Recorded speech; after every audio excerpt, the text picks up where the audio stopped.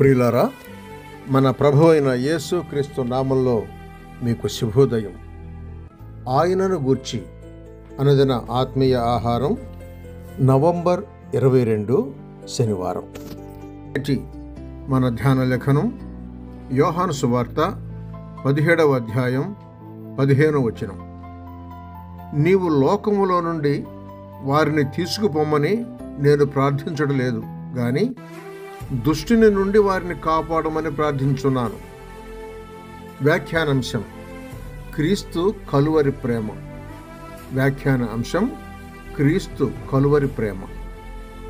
వ్యాఖ్యానం: యేసు ప్రభువుతో కలిసి ఉండటానికి తండ్రి ఇంటికి తిరిగి వెళ్ళడం అనేది ఓ గొప్ప, అద్భుతమైన, ఆశీర్వాదకరమైన సంఘటన. ఆ వెళ్ళడం అనేది ప్రతి విశ్వాసికి ఎదురయ్యే మధుర ఘటన. ఎంతోమంది క్రైస్తవ విశ్వాసులు విశ్వాసం యొక్క మంచి పోరాటం, సంఘర్షణను ముగించి ప్రభువు ఆనందంలోకి ప్రవేశించారు. దేవునికి స్తోత్రం.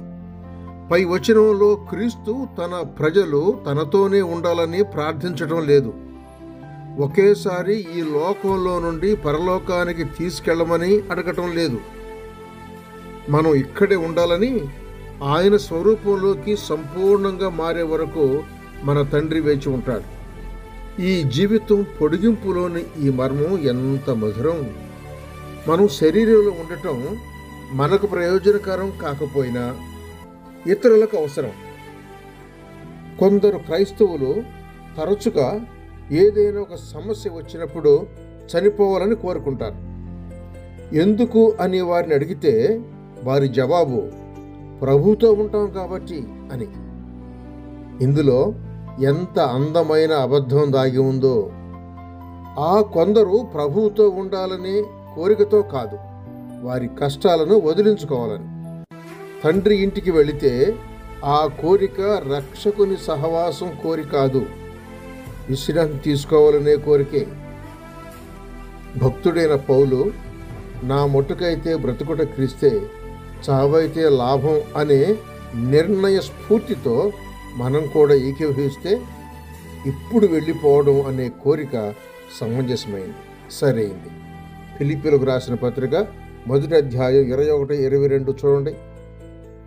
క్రీస్తుతో ఉండటం ఎంతో మంచిది. అయితే ఇబ్బందులు, ఇరుకల నుండి తప్పించుకొని వెళ్ళడం అనేది స్వార్థపూరితమైంది. దేవుని గూర్చిన మనస్సాక్షి కలిగి అన్యాయమైన శ్రమల్లో దుఃఖం సహించడం మనకు హితమని, మేలు చేసి బాధపడేటప్పుడు మీరు సహిస్తే అది దేవునికి హితమని శ్రమల్లో మహిమలను చూపిస్తున్నాడు భక్తుడైన పేతురు తన మొదటి పత్రిక 2వ అధ్యాయం 19-20 వచనాల్లో. శ్రమ, ఘర్షణ, బాధల మధ్య ఉన్నప్పటికీ మన జీవితాల ద్వారా ఆయనను మహిమపరచాలనేది మన శ్రద్ధ, కోరిక అవ్వాలి. ఏ స్థితిలోనైనా తృప్తిగా జీవిస్తున్నప్పుడు క్రీస్తు కలువరి ప్రేమ, కాపుదల పుష్కలంగా ఉంటుంది. శుభములతో వందనాలు.